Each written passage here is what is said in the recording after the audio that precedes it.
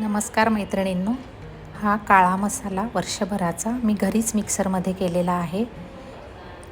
हा संपूर्ण व्हिडिओ माझा यूट्यूबला आहे।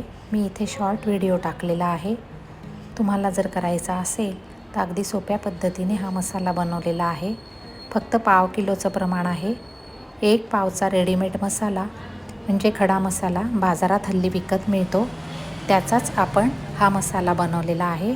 या ठिकाणी पाव किलो रेडीमेड मसाला, पाव किलो लाल मिरची, पाव किलो धणे आणि पाव किलो खोबरं यापासून घरीच हा मसाला करा आणि वर्षभर हे बघा, हे खोबरं असं मिक्सरमध्ये वाटलं की आपला कांडपसारखा मसाला घरी तयार होतो। चक्कीवर तुम्हाला जाण्याची गरजच नाही।